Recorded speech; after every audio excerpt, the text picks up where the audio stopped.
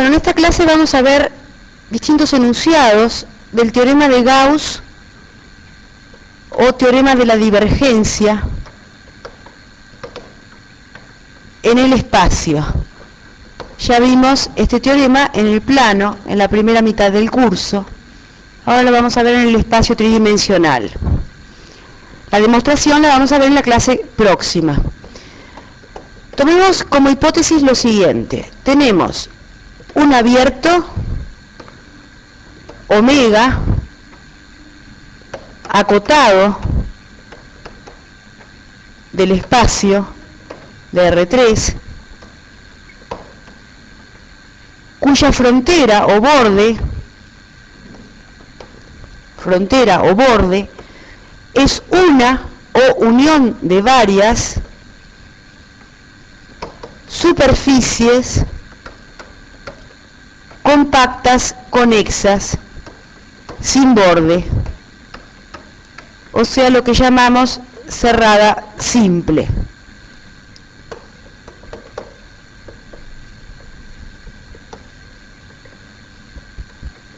Cerradas simples. Y la vamos a denotar con S, y también se denota como con el símbolo este, que es el mismo que el de derivada parcial, omega, que indica borde de omega. Orientadas esas superficies con normal, versor normal, que llamamos N, saliente a omega.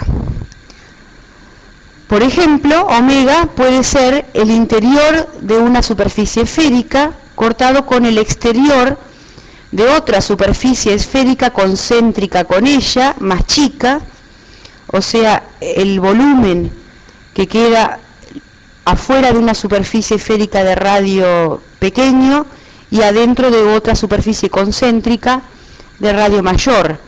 En ese caso, la normal saliente a omega en la superficie pequeña es entrante a la superficie, al interior de esa superficie pequeña, apuntando hacia el centro, y en la superficie grande es saliendo de la superficie grande. Como hipótesis 2, vamos a tomar un campo de componentes A minúscula, B minúscula y C minúscula, que es por hipótesis de clase C1, en un abierto omega asterisco que contiene a omega y a su borde S. La tesis es que la integral sobre la superficie S, que es el borde de omega, de X escalar N, o sea, el flujo saliente de S a través de S, del campo X, es igual a la integral triple en el abierto omega de la divergencia del campo X.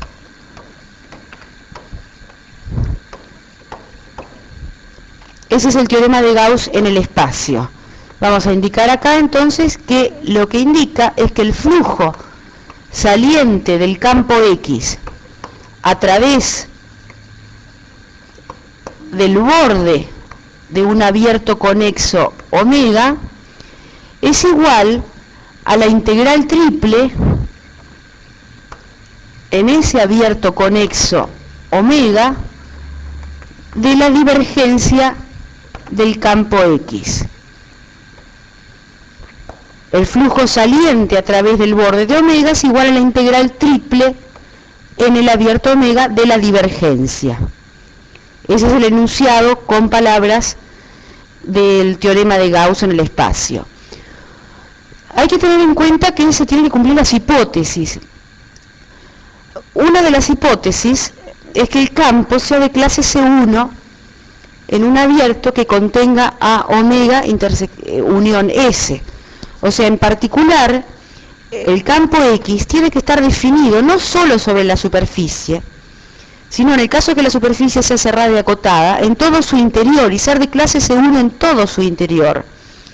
No es cierta la tesis del teorema de Gauss si el campo X no estuviera definido o no fuera de clase C1 en algún punto del interior de S, en algún punto de omega. Si el campo X no estuviera definido, no es cierto el teorema de Gauss. Eso lo vamos a ver con un ejemplo más adelante. Ahora vamos a ver otro enunciado del teorema de Gauss.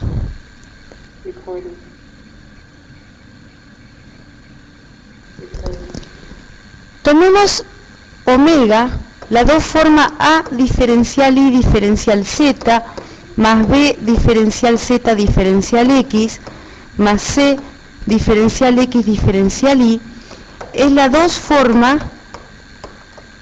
asociada al campo X de componentes A minúscula, B minúscula y C minúscula respectivamente. Por un lado sabemos, cuando definimos flujo de un campo vectorial a través de una superficie, que el flujo a través de la superficie S, que es el borde de omega, de X escalar n del campo X, es igual a la integral sobre la superficie S de la dos forma asociada omega. Por otro lado, sabemos que la integral triple en omega de la divergencia de X, que es de X, la divergencia de X es la derivada parcial de A con respecto a X, más B con respecto a Y, más C con respecto a Z, integrada en omega, coincide con la integral de la derivada exterior de omega, ya que el integrando a sub x más b sub y más c sub z por dx de y de z es la derivada exterior de omega. Por lo tanto, esa integral triple es la integral triple de la derivada exterior de omega. De aquí obtenemos otro enunciado para el teorema de Gauss con la nomenclatura de dos formas diferenciales en lugar de usar la nomenclatura de campos, que es el siguiente. Este es otro enunciado del teorema de Gauss en el espacio, pero aplicado con la nomenclatura de dos formas diferenciales. Tenemos como hipótesis las mismas que antes,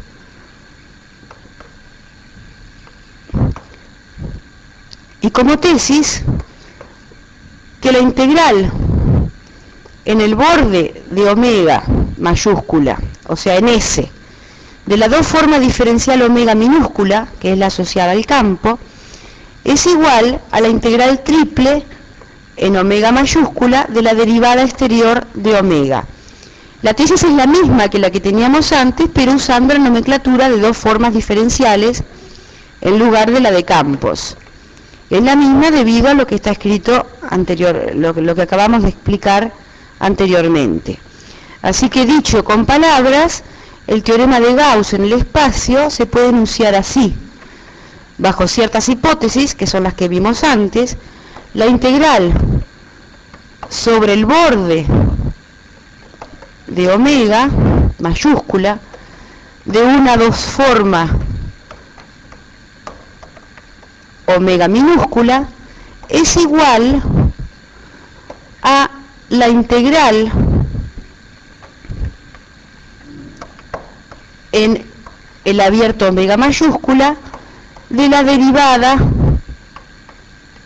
exterior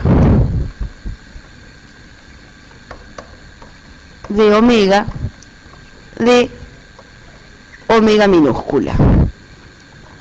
O sea, dicho de otra manera, desarrollando, la integral sobre la superficie S, que es el borde de omega mayúscula, de la dos forma A diferencial Y diferencial Z, más B diferencial Z diferencial X, más C diferencial X diferencial Y, es igual a la integral triple en omega de A sub X más B sub Y más C sub Z integrado con respecto a X y Z.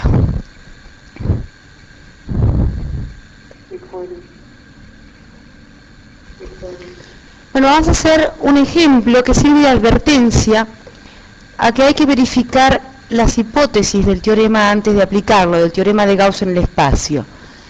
En particular, si no se cumple la hipótesis que llamamos 2 en el enunciado del teorema de Gauss en el espacio, el teorema no es aplicable, la tesis puede no ser cierta. Y lo vamos a ver con el siguiente ejemplo. Tomemos como campo X el campo que tiene como componentes X y Z dividido X2 más Y2 más Z2, todo eso a la 3 medios. Está definido en un abierto omega asterisco que es todo R3, todo el espacio, excepto el origen donde se anula el denominador. Y es de clase C1 en todo el espacio excepto el origen. En particular está definido sobre la superficie esférica, sobre la esfera, de centro en el origen y radio 1 o radio R, positivo cualquiera, que no contiene al origen. Entonces está definido sobre esa superficie esférica. Vamos a llamar omega al interior de S. El campo X no está definido en todo omega, porque falta el origen, pero sí está definido en el borde de omega, si es C1 en el borde de omega, que es la superficie esférica S. Si uno se toma el trabajo de calcular el flujo saliente de la esfera del campo X, va a obtener como resultado 4pi r cuadrado, que no es 0. Si valiera el teorema de Gauss, ese flujo saliente debería ser igual a la integral en omega de la divergencia del campo X. Lo que pasa es que la divergencia del campo X no está definida en todo omega, porque hay un punto, el origen, omega es el interior de la esfera, donde ni siquiera está definido el campo X. Sin embargo, en los demás puntos, si uno se toma el trabajo de calcular la divergencia del campo X, da idénticamente nulo la divergencia para todo X y Z que no sea el origen. Entonces, si uno es muy descuidado y dice que la integral en omega de la divergencia de X es la integral de 0, esto daría 0 y no sería igual al flujo a través del borde de omega, que es 4pi r cuadrado. Lo que pasa es que la divergencia del campo X no es idénticamente nula en todo omega, es idénticamente nula en todos los puntos excepto en el origen, y el origen está incluido en omega. No se cumple la hipótesis 2 de que el campo tiene que ser de clase C1 en un abierto que contenga a la superficie S, en este caso se cumple, y a todo su interior omega. Vamos a ver algunos ejemplos de aplicación del teorema de Gauss en el espacio, que tiene como tesis que el flujo de un campo X saliente a través de una superficie que es el borde de un abierto acotado omega es igual a la integral triple de la divergencia del campo X en el abierto omega. Como ejemplo, vamos a ejemplo de aplicación, a ver un ejemplo el ejemplo que originó este teorema de Gauss, que es decir, el movimiento de un fluido en el espacio, por ejemplo agua o aire. Tenemos una superficie S que es permeable, deja pasar ese fluido, encierra un abierto omega, la superficie compacta conexa a S, con normal n saliente y un campo X que indica en cada punto la velocidad, el vector velocidad del fluido, medido por ejemplo en metros por segundo. Es la velocidad de un fluido que se mueve en el espacio. Puede ser un canal que transporta agua, por ejemplo, o la atmósfera, y el fluido es el aire. Tenemos que la integral a través de la superficie S de x escalar n es la componente de la velocidad normal a la superficie, o sea, la parte de la velocidad que atraviesa la superficie, que se mide en metros por segundo, por el diferencial de área, que se mide en metros cuadrados. Ese flujo va a ser entonces en metros cúbicos por segundo. El caudal neto, porque puede ser positivo en algunas partes de la superficie, negativo en otras, se suman unas y se restan otras, del fluido que atraviesa la superficie, en sentido positivo si el resultado neto es saliente, y con signo negativo si es entrante. Por el teorema de Gauss, esto es igual a la integral triple en el interior, omega, de la divergencia del campo X, de X, de Y, de Z. Por lo tanto, esa integral triple, que tiene que ser igual al caudal neto de fluido que atraviesa la superficie, tiene que medir de alguna manera la disminución en la cantidad de fluido que hay en el interior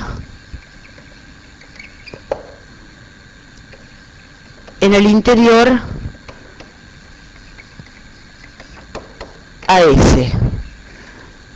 Por lo tanto, la divergencia del campo X se puede interpretar justamente como esa disminución puntual en cada punto del interior de S. Tienen particular importancia los fluidos que se llaman incompresibles, para los cuales la divergencia del campo X es idénticamente nula. Este sería un fluido que se llama incompresible. Entonces, en una superficie compacta conexa, o sea, cerrada simple, el caudal neto, que es igual a la integral de la divergencia, si la divergencia es idénticamente nula, eso da 0, el caudal neto que atraviesa cualquier superficie cerrada simple es nulo. Es una superficie cerrada, es nulo. Eso quiere decir no que el fluido no atraviese la superficie, sino que el resultado neto de lo que sale es 0, o sea que lo que sale por un lado entra por otro de la superficie, ya que no hay disminución en la cantidad de fluido en el interior de la superficie, porque la densidad es constante, el fluido es incompresible. Lo que sale por un lado entra por otro de la superficie.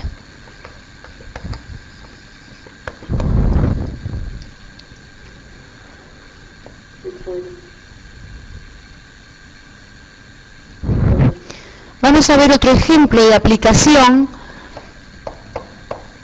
Ahora un ejemplo puramente matemático,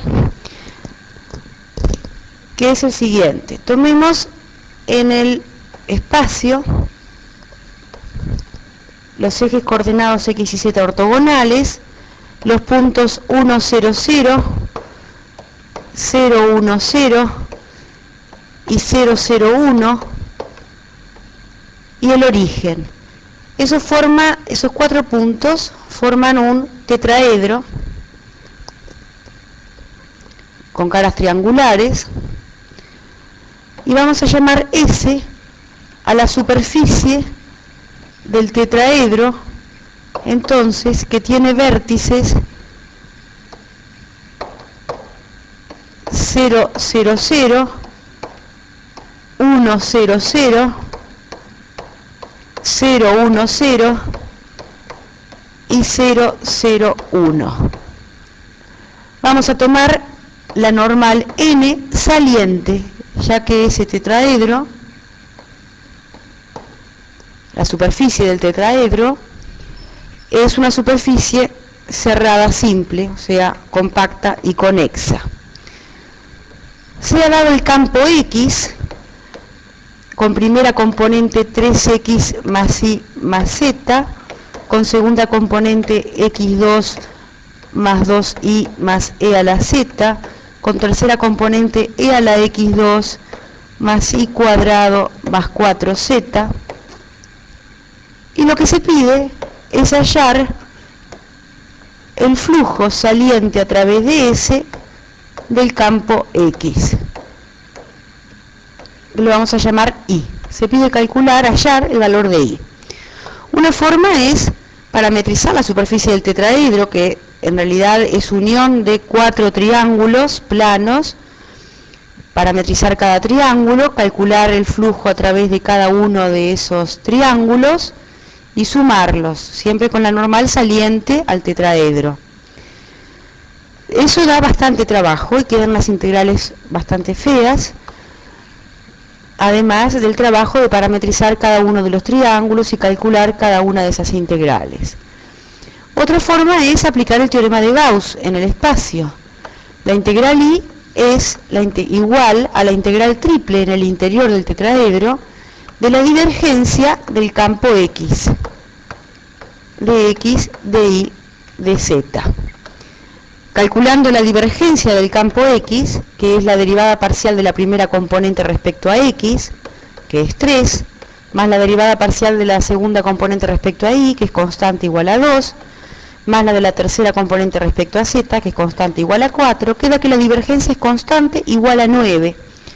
Por lo tanto, la integral es 9, que sale para afuera porque es constante, de la integral triple en omega de la función 1 de X, de Y, de Z. Pero sabemos de cálculo 2 que la integral triple de la función 1 en un abierto acotado es el volumen de ese abierto acotado. Por lo tanto, esto es 9 por el volumen del interior del tetraedro. Por otro lado, admitiendo de cursos de geometría liceales, que el volumen de un tetraedro es el área de la base, es como el volumen de una pirámide por la altura dividido 3, tetraedro es una pirámide de base triangular. El área de la base, como es un triángulo, en nuestro caso tomamos como base la intersección del tetraedro con el plano X o Y, es un triángulo rectángulo que tiene los catetos iguales a 1, por lo tanto el área de la base es 1 por 1 sobre 2, un medio. Y la altura del tetraedro es 1, que es la distancia del vértice de arriba, que es el 0,01 al plano X o Y. Por lo tanto, el volumen de omega es el área de la base, un medio, por 1, dividido 3, esto da un sexto. De donde tenemos que el resultado de la integral I es igual a 9 por un sexto, que es 3 medios. Es mucho más sencillo calcular el flujo, en este caso, calculándolo como una integral triple, que calcularlo como integral de superficie. En otros casos puede ser más fácil aplicar el teorema de Gauss al revés, o sea, cuando uno tiene que calcular una integral triple, calcularlo como un flujo en lugar de como una integral triple. Es el caso, por ejemplo, de volúmenes encerrados por superficies parametrizadas, no en este caso en que las parametrizaciones, que hay que descomponer en 4 parametrizaciones, sino en otros casos. En vez de calcular la integral triple, calcularlo como un flujo. En este ejemplo era más fácil calcularlo como integral triple que como flujo. Vamos a ver otro ejemplo más de aplicación de teorema de Gauss en el espacio.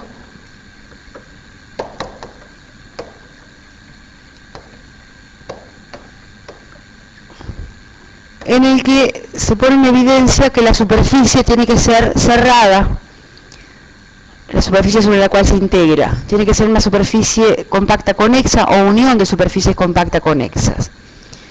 El ejemplo es el siguiente. Tomemos S1, la parte de la superficie del elipsoide,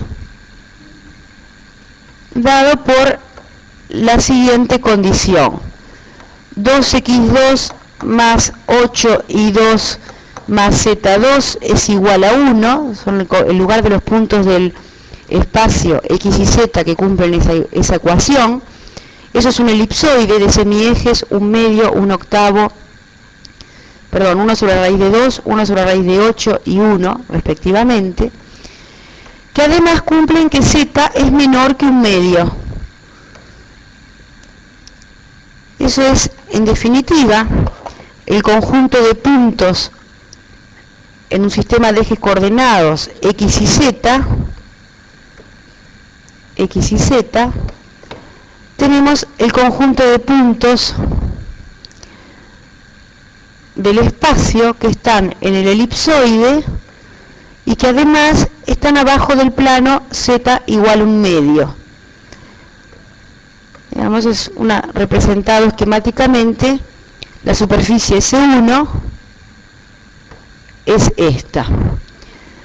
Y vamos a tomar la normal n indicada en la figura. No tiene sentido hablar de normal saliente o entrante porque la superficie S1 no es cerrada, no encierra un interior y un exterior. Así que vamos a tomar la n indicada en la figura.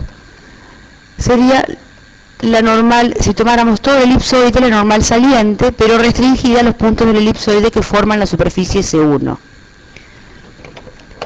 Se ha dado el campo X de componentes 2x más y, segunda componente menos y más z y tercera componente menos z, y el objetivo es hallar el flujo a través de S1 del campo X. Bueno, no se puede aplicar el teorema de Gauss porque S1 no es el borde de un abierto acotado del espacio. S1 no es una superficie cerrada. Si se pudiera aplicar, si S1 fuera una superficie cerrada, la divergencia de X, que sería lo que habría que integrar en el interior a S1, en este caso es la derivada parcial de la primera componente respecto a X, que es 2, más la derivada parcial de la segunda con respecto a Y, que es menos 1, más la de la tercera con respecto a Z, que es menos 1, es constante igual a 0. O sea que las integrales triples de las divergencias dan siempre 0. Pero S1 no es cerrada, porque le falta, digamos, la tapa T de arriba. Podemos completarla con cualquier superficie para transformarla en una superficie cerrada. Vamos a completarla con una superficie plana, con una tapa, que es lo más fácil en este caso. Falta la tapa T de arriba, por decirlo de alguna manera que se comprenda en la figura, donde la tapa T es la tapa de arriba que corresponde al plano Z igual 1/2. Vamos a llamar T entonces a ese disco, bueno, a esa tapa con forma de elipsoide, de elipse, y S vamos a llamar a la superficie S1 unión esa tapa. La integral a través de la superficie S sí es cerrada, encierra un interior. El flujo a través de toda la superficie S por el teorema de Gauss es igual a la integral triple de la divergencia de X en el interior. Pero esto es 0, porque la divergencia es idénticamente nula en todo el interior. Por lo tanto, la integral a lo largo de S, que es igual a la integral en S1 más la integral en la tapa, el flujo a través de S1 más el flujo a través de la tapa, da 0. De donde el flujo que nos pidieron a través de la superficie C1. En este caso la tapa tiene que estar orientada con la normal N saliente, que es 0,01, apuntando hacia arriba. El flujo que nos pidieron es igual a menos la integral sobre la tapa de x escalar n, donde n es el versor 0,01 y x es el campo que me dieron evaluado sobre la tapa, que corresponde a z igual 1/2, y x e y correspondientes, que ahora vamos a calcular. Por lo tanto, vamos a calcular la integral sobre la tapa, le cambiamos el signo, y eso es la integral pedida.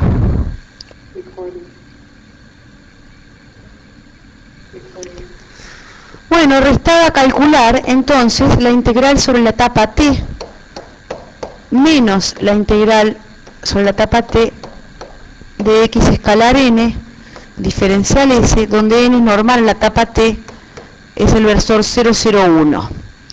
El campo x tiene, la primera componente no va a interesar, la segunda tampoco, y la tercera es menos z, así que el producto escalar de x por n, la primera componente y la segunda no interesan del campo x porque la primera y segunda del versor n son ceros, es menos z. Y vamos a ver cuál es la tapa t.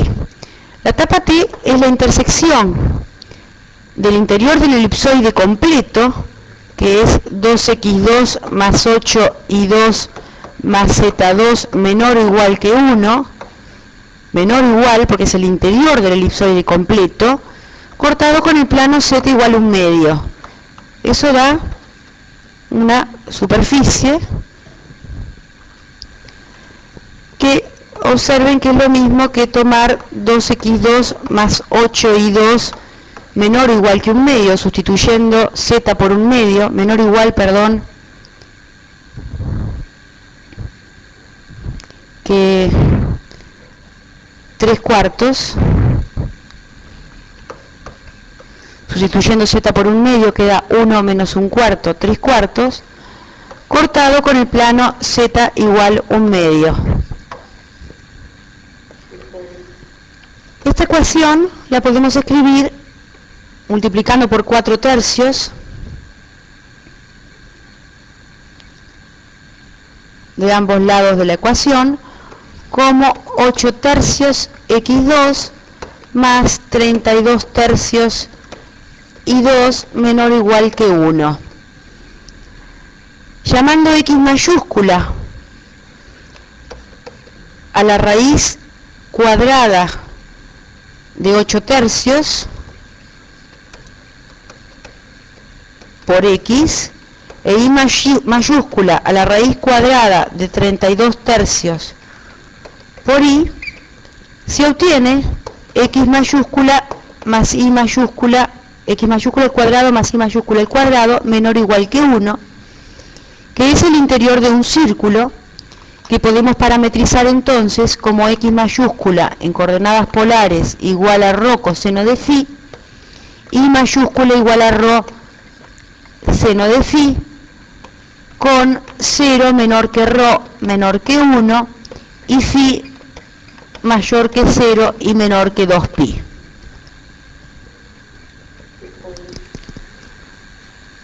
Bueno, de ahí tenemos una parametrización para la tapa t, donde queda x minúscula igual a raíz de 3/8, o sea, raíz de 3 sobre raíz de 8 por ρ coseno de phi, y igual a raíz de 3 sobre 32, que es raíz de 3 sobre raíz de 32 por ρ seno de phi,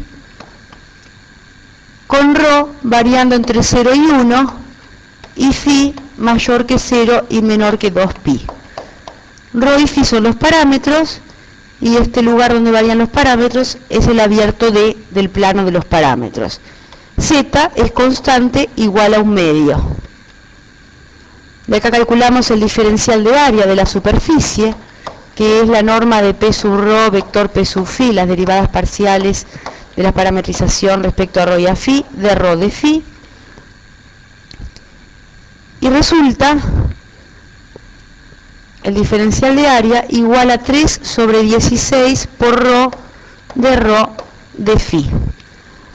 Por otro lado, x escalar n vimos que es menos z, y menos z es igual a menos 1/2, así que el valor de la integral y es igual a menos la integral en el dominio d de menos z, que es menos 1/2, esto es x escalar n, por el diferencial de área, que es 3 sobre 16 por rho de phi. O sea que lo que hay que integrar en definitiva es 3 sobre 32, la integral entre 0 y 2pi de phi, y la integral entre 0 y 1 de rho, y esto da 3pi sobre 32, que es la respuesta al ejercicio planteado.